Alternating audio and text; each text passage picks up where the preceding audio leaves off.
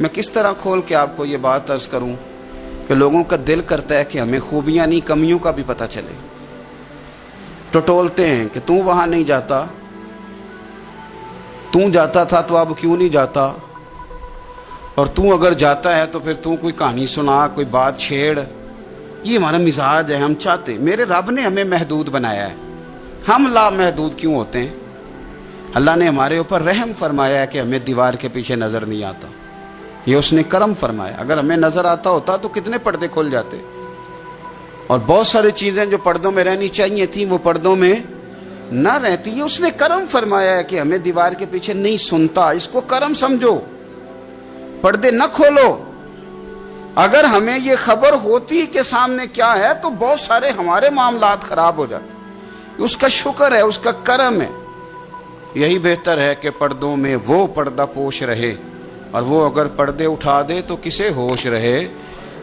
مہربانی کریں، آپ جو اللہ تعالیٰ نے ہمیں محدود بنایا تو لا محدود ہونے کی کوشش کیوں کرتے ہو؟ جہاں اس نے رکھا ہے وہیں رہنے کو اپنے لیے بہتر جانو، وہیں، ورنہ حالات خراب ہو جائیں گے. میرے نبی پاک صلی اللہ علیہ وسلم نے فرمایا، مسند احمد میں موجود ہے، حضور فرماتے ہیں لوگوں کی جاسوسی نہ کرنا، ان کے عیب نہ ٹٹولنا. بس حضور نے کہہ دیا تو کہہ دیا، نہیں ٹٹولنے تو سونیا تیرے غلام ہیں. سوال ہی نہیں پیدا ہوتا کہ ہم کبھی یہ کام کریں. حضور نے فرمایا کسی کے عیب نہ ٹٹولنا. اگر تم نے کسی کے عیب ٹٹول کے اسے رسوا کرنے کی کوشش کی تو فرمایا تم اگر 7 پردوں کے اندر بھی بیٹھے ہوئے تو وہاں بھی اللہ تمہیں رسوا کر دے گا. یہ نہ سمجھنا کہ میں چھپ گیا ہوں تو بچ جاؤں گا، اللہ تمہیں وہاں بھی رسوا. تو کچھ جرموں کی دنیا میں ہم دیکھتے ہیں، اور اس کا سادہ ترجمہ یہ ہے کہ جیسا کرو گے پھر ویسا بھرو گے. یہ ہوتا ہے، آپ اس سے بچ نہیں سکتے. اور اس وقت بندہ بڑا سمارٹ ہوتا ہے، وہ اپنے آپ کو بڑا تیز سمجھتا ہے. وہ کہتا ہے میں نے پتہ پھینکا تھا تو میرا پتہ چل گیا ہے، دیکھا نا پھر. اور کئی دفعہ میں نے دیکھا ہے شریف آدمی مجبور ہوتا ہے، وہ کیا کر سکتا ہے؟ شریف جو ہوا، شر اور شریف ان کا مقابلہ نہیں ہوتا. ایک چیز ہے اشارہ، تو شریف اس کا مقابلہ کیسے کرے گا؟ بلکہ شریف آدمی تو کئی دفعہ ویسے ہی بچتا ہے، کہتا ہے یار مطلب کسی طریقے جان چھڑائیں، یہ شر ہے اور میں باوضو رہنے والا آدمی ہوں، میں گند میں کیسے ہاتھ ڈالوں گا. وہ بچتا ہے تو لوگ سمجھتے ہیں ڈرپوک ہے، حالانکہ ڈرپوک اور ہوتا ہے اور شریف اور ہوتا ہے. تو شرافت کو لوگ بزدلی جانتے ہیں. نبی پاک صلی اللہ علیہ وسلم کے صحابی حضرت سعید بن زید رضی اللہ تعالی اور 10 مبشرہ صحابی حضرت عمر کے بہنوئی ہیں، اور یہ حوالہ میں آپ کو مسلم شریف سے عرض کر رہا ہوں. حضرت سعید بن زید رضی اللہ تعالیٰ عنہ وہ خوبصورت آدمی ہیں جنہیں دنیا میں چلتے پھرتے میرے نبی پاک نے جنت کی بشارت عطا فرمائی. بندے کا قد کاٹ دیکھیں کہ جنتی بندہ، یعنی اتنا اعتماد حضور نے کیا کہ فرمایا اس کے بعد والے آخری دم تک کے اعمال پر بھی میں جانتا ہوں یہ جنتیوں والے کام کرے گا. اتنا بڑا آدمی. لیکن ایک عورت نے آ کے جھگڑا شروع کر دیا. اروا اس عورت کا نام تھا. اسے آ کے حضرت سعید بن زید سے جھگڑا شروع کیا کہ یہ جو مکان ہے نا آپ کا، اس میں اتنی جگہ میری ہے. مجھے آپ بتائیں ایک شریف آدمی سے عورت جھگڑا کرے تو بندہ جواب میں کچھ کر سکتا ہے؟ اب میری بات کو سمجھیں، آپ شریفوں کی مجبوریاں تو سمجھیں کتنی زیادہ ہیں. بھئی ایک عورت آ گئی، اس نے دعویٰ کر دیا، اب بلا وجہ انسان کٹہرے میں کھڑا ہو جاتا ہے. یہاں کو بندہ آگے کہہ دیتا ہے، کہتا جی میں نے 20 لاکھ روپیہ لینا ہے، تو شریف آدمی ادھر کیا کرے گا؟ وہ تو مفت میں، اور دائیں بائیں بیٹھے لوگ ویسے ہی پریشان ہو جائیں گے کہ پتہ نہیں کوئی بات ہوتی ہے تو کوئی آتا ہے نا. اس نے کہہ دیا کہ مکان میں میرا حصہ ہے. اور کہہ کسے دیا؟ اسے جن کے اعمال کے صحیح ہونے کی گواہی مدینے والے رسول نے عطا فرمائی. اس نے کہا جناب یہ مکان میں میرا حصہ ہے. اب حضرت سعید بن زید رضی اللہ تعالیٰ عنہ فرمانے لگے یہ زمین اسی کو دے دو. ختم ہو گئی بات. شریف آدمی کیسے جھگڑا کرے؟ اب میں آپ کو ایک بات بتاؤں، اگر اس طرح بھی بندہ کر دے تو باتیں پھر بھی ہوتی ہیں. لوگ کہتے ہیں بلا وجہ تو نہیں نہ دے دی، ایسے تو نہیں نہ کوئی دے دیتا 4 مرلے، او بھائی ایسے تو لینا. فوراً فرمایا حضرت سعید بن زید, فرمایا دے دو اسے. تو آپ کے اہل خانہ کہنے لگے حضور جب آپ اسے کیوں دے رہے ہیں؟ فرمایا تم دے دو. میرے نبی پاک صلی اللہ علیہ وسلم نے فرمایا جس نے ایک بالشت زمین پر ناجائز قبضہ کیا, اللہ قیامت کے دن 7 زمینوں کا توق بنا کے اس کے گلے میں ڈال دے. فرمایا اٹھانے دو اسے توق, اسے اٹھانے دو. اور ایک حدیث میں فرمایا 7 زمینوں میں دھنسا دے گا اللہ اسے اٹھانے دو, دے دو. لیکن تکلیف تو ہوتی ہے نا. اب یہ نہیں ہے کہ کہاں سے اتنا حوصلہ بندہ کرے, دل تو ٹوٹ جاتا ہے نا کہ یار میرے اوپر اس طرح الزام لگانا, اور اس طرح کسی شخص کے بارے میں وہ بندہ جس نے زندگی تقوی میں گزار دی اس پر اتنا گھنونا الزام لگا دینا. اب حضرت سعید بن زید نے نا لوگوں کو کہہ دیا دے دو, لیکن جب تنہا گئے تو دل ٹوٹا ہوا تھا, کلیجہ پھٹا ہوا تھا, طبیعت پریشان تھی. ہاتھ اٹھائے, کہا اللہ سچائیاں بھی تو جانتا ہے, جھوٹ بھی تو جانتا ہے, ظاہر چیزوں کو بھی تو جانتا ہے, چھپی ہوئی کو بھی تو جانتا ہے. اللہ اگر یہ جھوٹی ہے تو اسے اندھا کر دے, اور اللہ یہ جو زمین اس نے مجھ سے لی ہے نا پھر اس میں اس کی قبر بنا دے. بعض شارحین نے لکھا ہے کہ حضرت سعید بن زید تو پہلے وصال کر گئے, لیکن وہ عورت زمین تو لے لی, گھر میں رہتی تھی پر اندھی ہو کے رہتی تھی, ڈھونڈتی پھرتی تھی, دائیں بائیں جاتی تھی. تو لوگ اسے کہتے تھے کیا بنا؟ کہنے لگے کچھ نہ پوچھو, مجھے سعید بن زید کی دعا لگ گئی ہے, مجھے لگ گئی دعا. تڑپتی تھی, روتی تھی. کنواں کھدوایا ہوا تھا, امیر لوگوں نے گھر میں کنواں کھدوایا ہوا تھا, تو یوں لگتا ہے کہ پانی بھی کوئی نہیں پلاتا تھا, کوئی نواسا نواسی پوتا پوتی بھی قریب نہیں آتا تھا. پانی پینے کے لیے کنویں میں گئی تو اندر ڈوب کے مر گئی. اس کا گھر ہی اس کی قبر بن گیا. دیکھیں نا, لوگ اس وقت سمجھ رہے ہوتے ہیں کہ جناب دیکھا نا میرا پتہ چل گیا. ہنس رہے ہوتے ہیں کہ دیکھا میں نے کتنا رسوا کر دیا, دیکھا پھر فلانا کتنی منتیں کر رہا تھا, دیکھا. اور تمہیں پتہ نہیں, تم کیا سمجھتے ہو کہ جس کو تم نے رسوا کرنا چاہا اس کا کسی جو ہے وہ وزیر مشیر اور بڑے آدمی سے تعلق نہیں تھا تو وہ تمہارے ہتھے چڑھ گیا. یاد رکھنا اگر اس کا وزیروں مشیروں سے تعلق نہیں نا غریب کا, تو اللہ ولی الذین آمنوا, اللہ تو وارث ہے کہ نہیں مومنوں کا, اللہ تو وارث ہے کہ نہیں مومنوں کا, نبی پاک تو والی ہیں کہ نہیں اپنی امت کے. تو تم کس طرح سمجھتے ہو کہ بندہ او وارث شاہ مان کرینا وارثادہ, رب بے وارثہ کر کے مار دائی. تو ہم جب چل رہے ہوتے ہیں نا تو پھر تو ہماری قد کاٹ کا کون مقابلہ کرے, اور جب ہم چڑھ جائیں ہوا کے گھوڑے تو پھر کون ہمارا رخ پھیرے. لیکن یاد رکھنا ایک عدل کرنے والی ذات ہے, جب لگامیں کھینچتی ہے تو پھر لوگوں کو کوئی چارہ, اپنی زندگی کے اندر کبھی بھی کوئی کام ایسا نہ کریں, کبھی بھی. آگے بڑھتا ہوں. بصرے کا گورنر حجاج بن یوسف بڑا ظالم آدمی تھا. تو حضرت سعید بن جبیر رضی اللہ تعالیٰ عنہ ایک تابعی بزرگ تھے, تو آپ نا اس کے غلط کاموں پہ اسے ٹوکا کرتے تھے. ہمارا یہ مسئلہ ہوتا ہے کہ جب ہمیں کو ٹوکتا ہے تو ہمیں ضد چڑھتی ہے, یہ نہیں دیکھتے کہ میں پہلے دیکھ لوں میری کہیں کوتاہی پہ تو نہیں ٹوک رہا. وہ ظالم تھا, آپ اسے ٹوکتے تھے. تو جب روک ٹوک ہونے لگی تو یہ جو بادشاہ قسم کے لوگ ہوتے ہیں ان کی خواہش ہوتی ہے کہ ہمیں پوچھنے والا کوئی نہ ہو. روک ٹوک بڑی تو اس نے بلا لیا حضرت سعید بن جبیر رضی اللہ تعالیٰ عنہ کو, بلا کے کہنے لگا میں آپ کو قتل کروں گا. تو آپ فرمانے لگے جس طرح تو مجھے قتل کرے گا نا میرا رب بھی تجھے اسی طرح ہی قتل کرے گا. اللہ والے تھوڑا کسی سے ڈرتے ہیں, وہ اسی طرح تجھے قتل کرے گا. کہنے لگا حضرت سعید بن جبیر رضی اللہ تعالیٰ عنہ سے کہ اگر آپ مجھ سے معافی مانگ لیں گے تو میں آپ کو چھوڑ دوں گا. تو آپ فرمانے لگے معافی تو میں روز مانگتا ہوں پر صرف اپنے رب سے, تجھ سے کاہے کی معافی مانگوں, کس بات کی تجھ سے معافی مانگوں. کہنے لگا پھر آپ باز جلاد سے کہنے لگا اسے قتل کرو. آپ نے ہنسنا شروع کر دیا. تو وہ کہنے لگا ہنستے کیوں ہو؟ فرمانے لگے تیری جرت پہ ہنس رہا ہوں کہ خدا کا کمزور بندہ ہو کے تو کس طرح کی جرت کے ساتھ باتیں کر رہا ہے کہ میں تجھے قتل کرا دوں گا. اس نے کہا پکڑو, اور غصے میں آ گیا, پکڑو اور انہیں قتل کرو. جب قتل کرنے لگے تو آپ نے منہ کعبے کی طرف کر لیا اور پڑھا انی وجہت وجہی للذی فطر السماوات والارض حنیفا وما انا من المشرکین. کعبے کی طرف منہ کر کے یہ دعا پڑی تو کہنے لگا اچھا اس کا رخ پھیر دو کعبے سے. تو آپ کا جب رخ پھیرا تو آپ فرمانے لگے تو بڑا ہی بیوقوف ہے. فَإِنَّمَا تُوَلُّوا فَثَمَّ وَجْهُ اللَّهِ, تمہیں پتہ نہیں منہ جدھر بھی کرے اللہ ادھر ہی ہوتا ہے. تو بڑا بیوقوف ہے, تو کعبے سے رخ پھیر کے سمجھتا ہے کہ اللہ کوئی معاذ اللہ مقید ہے ادھر. رب تو ہر طرف ہے, جلوہ تیری ذات کا کو بکو ہے. میں جدھر دیکھتا ہوں ادھر تو ہی تو ہے, جدھر دیکھتا ہوں ادھر. جے میں تینوں اندر جانا تو پھر مقید جانا, تو جے میں تینوں باہر جانا تے اندر کون سمانا. اندر بھی تو ہے تے باہر بھی تو ہے تے بلا کون نمانا. فرمایا کہ بھئی ہر طرف ہی اللہ ہے. اب اس نے پتہ کیا کیا, آپ کو جب قتل کروا رہا تھا نا تو حضرت سعید بن جبیر نے ہاتھ اٹھایا کہ اللہ میرے بعد اسے کسی اور کو قتل کرنے کا موقع نہ دینا. میں اتنی بات کسی اور پر اسے مسلط نہ کرنا.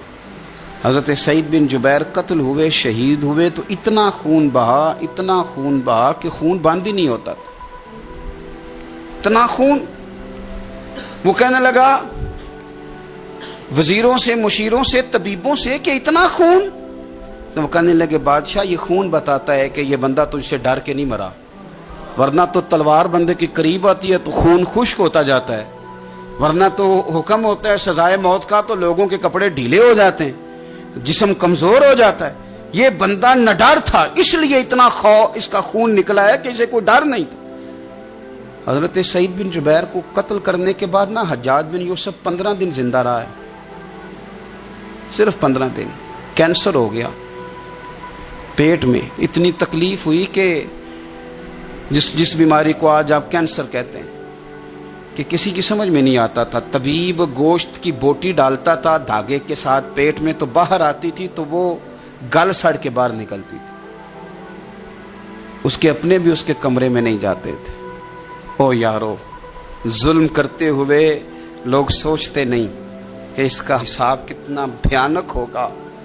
رات کو چیخ مار کے اٹھتا, گھر والے کہتے تجھے کیا ہوا؟ وہ کہتا تھا جب بھی میں سوتا ہوں تو سعید بن جبیر میری خواب میں آتے ہیں اور میری ٹانگ پکڑ کے گھسیٹتے ہیں تو میری آنکھیں کھل جاتی ہیں.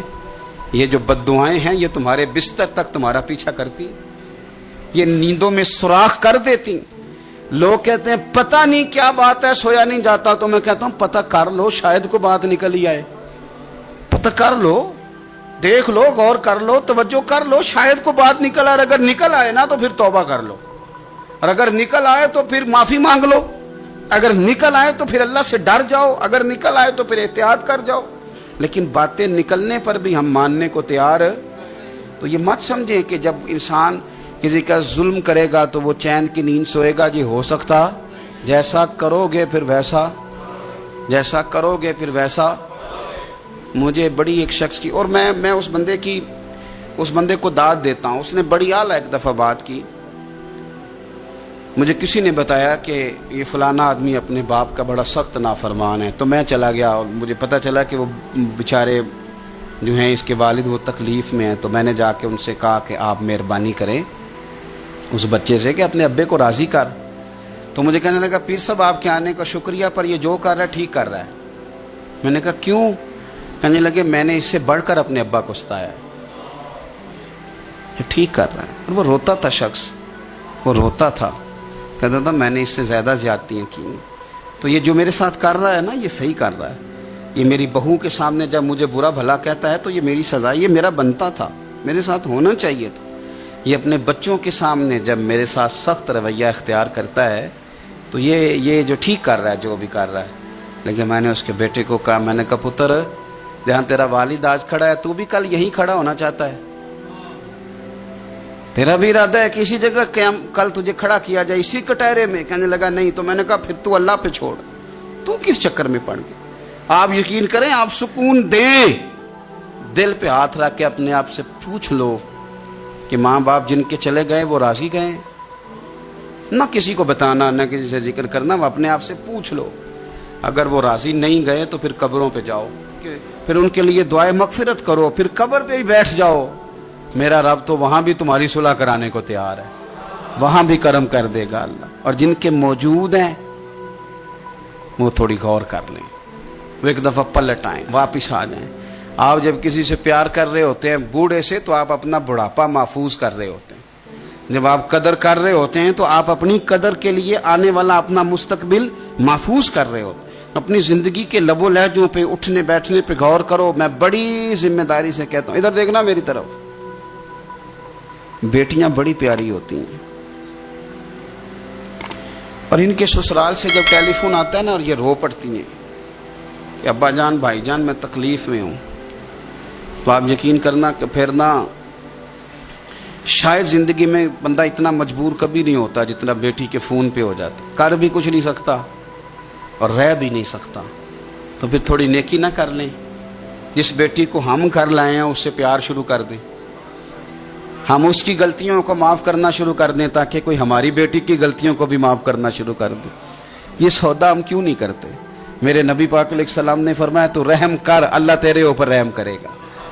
تو ہم کیوں نہ یہ کام شروع کریں کہ جو ہمارے ہاں ہے اس کے ساتھ اپنا رویہ ٹھیک کر لیں، تو پھر دیکھیں معاملات کتنے تیزی کے ساتھ بہتر ہوں گے۔ تو میرے عزیز، یہ مکافات عمل ہے، بڑی جلدی حساب دینا پڑتا ہے، بڑی جلدی، اور ایسے لمبا وقت نہیں بیتتا، بس تھوڑا سا۔ بخاری شریف میں حضرت خباب بن ارت رضی اللہ تعالیٰ عنہ ایک صحابی ہیں، غریب آدمی تھے، اللہ نے کرم فرمایا، مدینے والے رسول کا کلمہ پڑھ گئے، اور یہ وہ خوش قسمت آدمی ہے جنہیں کبھی کبھی میرے نبی پاک خود ملنے تشریف لے جایا کرتے۔ میں نے سنا ہے وہ بن سمر کے میری عیادت کو آ رہے، تو کبھی کبھی نہ کبھی کبھی حضور بھی سرکار بھی چر ہویا نا مینوں ترلے لیندے آ تے کدی موڑ میرے ول واگا تے خواب میری چ ایک وار جاویں میں ساری عمر نہ جاگاں۔ تو سرکار کبھی کبھی جاتے، اور یہ وہ صحابی ہے۔ دو بندے ایسے تھے صحابہ میں جن کو حضرت عمر اٹھ کے ملتے تھے، اور جب یہ دو لوگ آتے تھے تو عمر اپنی جگہ پہ بٹھاتے تھے، ایک حضرت خباب اور دوسرے سیدنا بلال۔ فرماتے تھے انہوں نے تکلیفیں سہی ہیں دین کے لیے۔ حضرت خباب لوہے کا کام کرتے تھے، ان کی مالکن عمار بڑی سخت عورت تھی، لوہے کا کام کرتے تھے۔ حضور صلی اللہ علیہ وسلم کا کلمہ پڑھ گئے۔ ایک دن مالکن کو پتہ چل گیا کہ یہ تو دین اسلام میں چلا گیا، تو وہ آئی بڑے غصے میں باولی ہو کر، اور آپ نے رکھا ہوا تھا وہ لوہے کی سلاخ آگ میں رکھی ہوئی تھی، تو اس نے جلدی سے وہ سلاخ اٹھائی اور جناب خباب کے سر پہ رکھ دی۔ جلتی ہوئی سلاخ وہ آگ کا انگارہ بن جاتی، جل گیا سر مبارک۔ بڑی تکلیف میں آئے میرے رسول پاک صلی اللہ علیہ وسلم کے حضور، عرض کی حضور میں تکلیف میں ہوں، میرے لیے دعا فرمائیں۔ حضور نے کیا جملے کہے، قربان جائیں مدینے والے کی دعاؤں پر، حضور کی دعاؤں پر بھی قربان۔ اور میرے اعلیٰ حضرت فرماتے ہیں جب نبی پاک دعا کرتے تھے تو دعا اوپر نہیں جاتی تھی، قبولیت نیچے آ جاتی تھی۔ خدا کی رضا چاہتے ہیں دو عالم، خدا چاہتا ہے رضائے محمد صلی اللہ علیہ وسلم۔ اجابت کا جوڑا، عنایت کا صحرا، دلہن بن کے نکلی دعائے محمد، اور اجابت نے جھک کر گلے سے لگایا بڑی ناز سے جب دعائے محمد صلی اللہ علیہ۔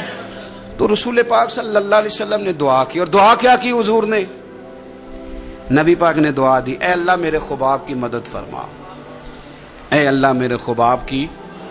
دعاؤں کا رنگ ہوتا ہے اگرچہ ہمیں نظر نہ بھی آئے تو۔ حضور نے دعا کر دی۔ اب حضرت خباب کہتے ہیں کہ اس دعا کا رنگ میں سوچتا تھا، لیکن نا مکے کے حالات ہیں اور زیادہ کثرت سے تعداد کافروں کی ہے، اور طاقت میں بھی کافر ہیں، اسلام پہ بظاہر غربت ہے۔ اب اس دعا کا رنگ کیسے نظر آئے؟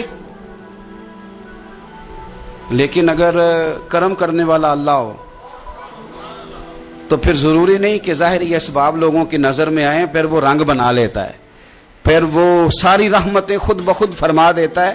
حضرت خباب کہتے ہیں وہی میری مالکن عمار بیمار ہو گئی، اتنی بیمار ہوئی اس کے سر میں کوئی درد اٹھا، اتنی تکلیف کہ ہر طبیب ہر حکیم ہر جگہ گئی، جب کوئی نتیجہ نہ نکلا تو ایک طبیب نے اسے بتایا کہ سلاخ گرم کر کے نا تو سر پہ لگوایا کر، تجھے آرام آئے گا۔ تو آپ فرماتے ہیں پھر ایک دن وہ گھر آئی، اور گھر آ کے مجھے کہنے لگی لوہے کی سلاخ اچھی طرح آگ میں تپا کے نا تو میرے سر پہ رکھ۔ کہتے ہیں لوہا تپ رہا تھا، میں پکڑ رہا تھا، اس پہ سر پہ رکھ رہا تھا، اور مدینے والے رسول پہ درود و سلام پڑھ رہا تھا۔ میں گویا میری توجہ حضور کی اس دعا کی طرف چلی گئی جو سرکار نے فرمائی کہ یہ انداز ہے قبولیت کا، یہ انداز ہے کہ کوئی جنگ نہیں کرنی پڑی، کوئی بہت زیادہ انقلاب، بس حضور نے دعا کر دی اللہ اس کی مدد فرما۔ تو کچھ فیصلے اللہ پہ بھی چھوڑ دینے چاہیے، بڑی جلدی رب کریم وہ فیصلے فرما دیتا ہے اور بڑی جلدی انصاف ہوتا۔ ہم لوگ نا احتیاط نہیں کرتے، نہ بولنے میں، نہ چلنے میں، نہ بات کرنے میں، نہ ہم دیکھتے ہیں کہ بندہ کس کیٹیگری کا ہے، نہ ہم نے سفید داڑیاں دیکھنی ہیں، نہ ہم نے علم دیکھنا ہے، نہ ہم نے کوئی دین کی نسبت دیکھنی ہے، نہ ہم نے تقویٰ دیکھنا ہے، کیونکہ اس وقت میرے ذہن کو بات چڑھ گئی ہے تو وہ ہم نے کر کے چھوڑ دی۔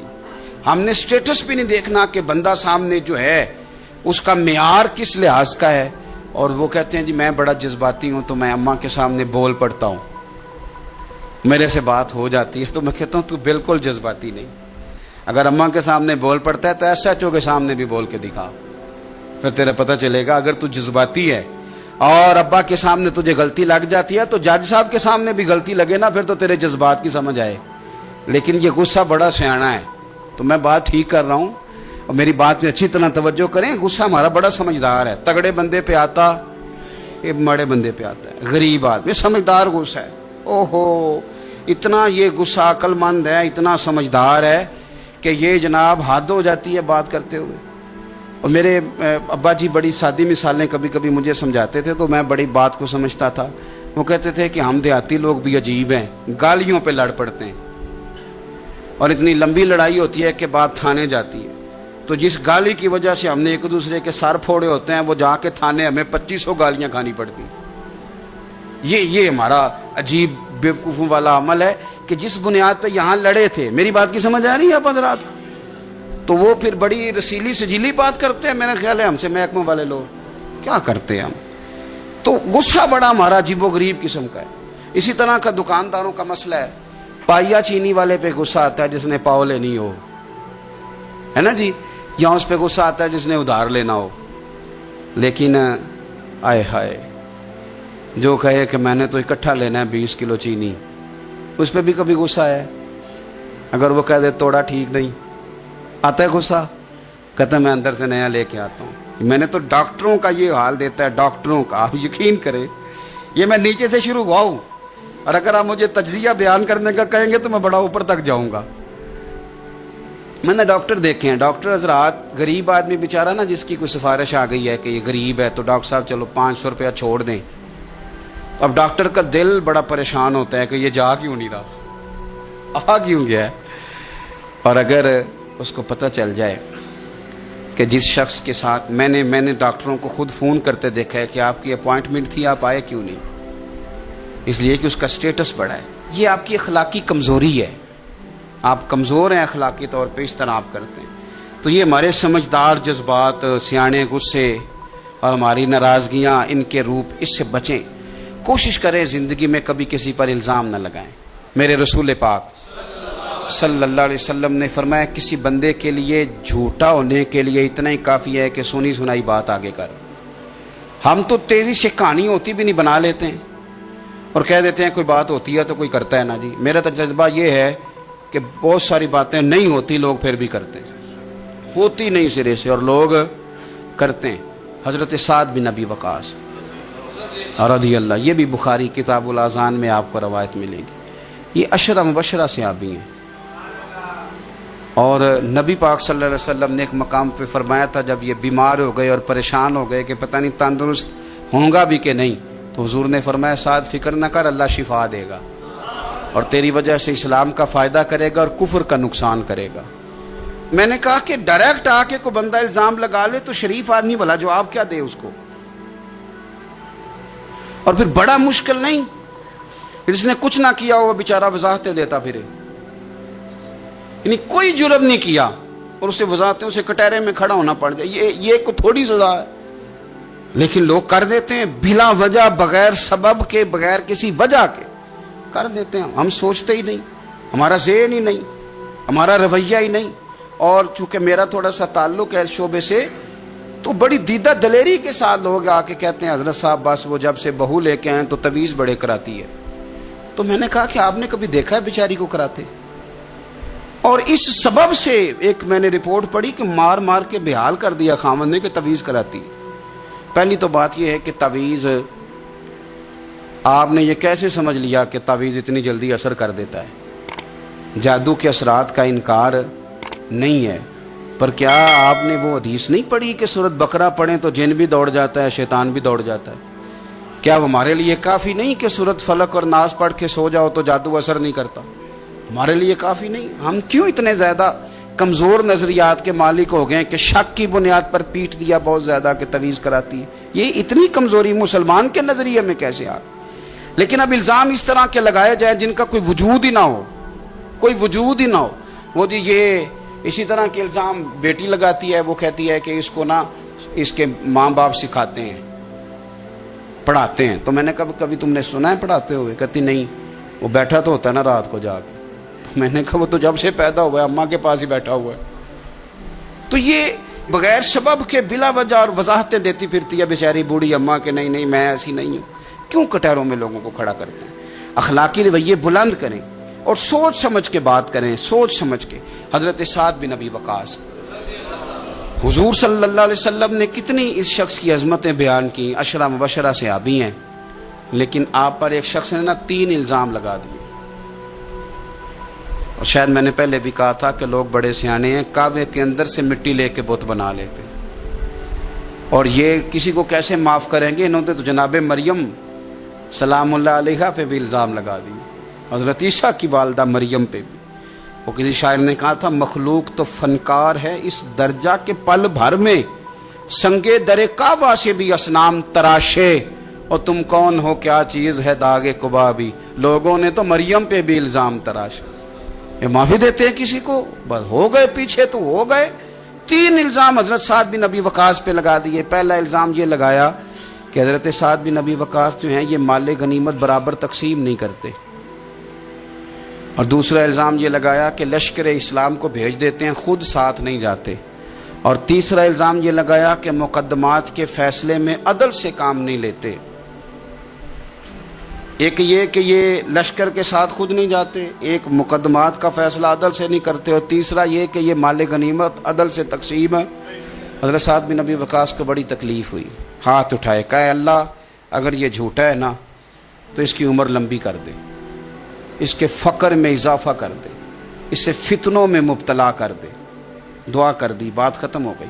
حضرت سیدنا عبد الملک بن عمیر تابی بزرگ ہیں رضی اللہ تعالیٰ عنہ، فرماتے ہیں میں نے اس بوڑھے کو دیکھا جس کے لیے حضرت سعد بن ابی وقاص نے دعائیں کی تھیں. اس نے 3 الزام لگائے تو آپ نے جواب میں 3 دعائیں دی. آپ نے کہا اے اللہ اس کی عمر لمبی فرما، فقر میں اضافہ کر، اسے فتنوں میں مبتلا کر. آپ فرماتے ہیں میں نے اسے دیکھا اتنا بوڑھا ہو گیا تھا، کمر جھک گئی تھی، یہ بھمیں اس کی آنکھوں پہ آ گئیں، چلا نہیں جاتا تھا، اور کبھی وہ مالدار ہوتا تھا. پر حضرت سعد بن ابی وقاص کی دعا نے اتنا پیچھا کیا کہ در در کی بھیک مانگنے پہ مجبور ہو گیا، اور بڑھاپے میں بھی اس کے فتنے کا یہ عالم تھا کہ ضعیف ہو گیا. عورت کی خواہش رہی نہیں وجود میں، لیکن پھر بھی راہ جاتی عورت کو چھیڑ دیتا تھا، اور یقیناً پھر اس کی وجہ سے وہ مار کھاتا تھا چوکوں اور چوراہوں میں. تو لوگ اسے کہتے تھے کہ تو اس عمر میں بھی باز نہیں آتا. تو وہ کہتا تھا میں تمہیں کیا بتاؤں، سعد بن ابی وقاص کی دعائیں میرا پیچھا کرتی، وہ میں نے ان کو تکلیف دی تھی تو آج تک میں فتنے میں مبتلا ہوں. فتنے میں کہ میں جاتی جاتی خاتون کو پتہ نہیں مجھے کیا ہو جاتا ہے، اور پھر مجھے بے عزتی کا منہ دیکھنا پڑتا ہے اور رسوائی کا. تو کیوں لوگ بد دعائیں لیتے ہیں، اور کیوں کر کے لوگ اتنا سخت اپنے آپ کو بنا لیتے ہیں کہ وہ نیک صالح اور پاک لوگوں کے بارے میں بھی ان کے نظریات اس طرح کے ہو جاتے. خدا را زندگی میں بڑی تکلیفیں آ جائیں گی اگر ہم ان چیزوں سے نہیں بچیں گے. یاد رکھیں جیسا کریں گے پھر ویسا بھریں گے. بولیں بھی سوچ کے، چلیں بھی سوچ کے، مخالفت بھی کریں تو سوچ کے، اور اتنی جتنی کسی کی بنتی ہے.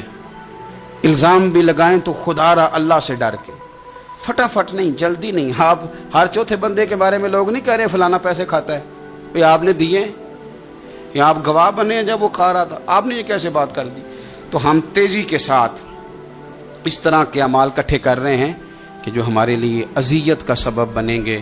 میرے رب نے فرمایا احسان کرو، نیکی کرو تاکہ بدلے میں تمہیں بھی نیکی ملے. حل جزاء الاحسان الا الاحسان.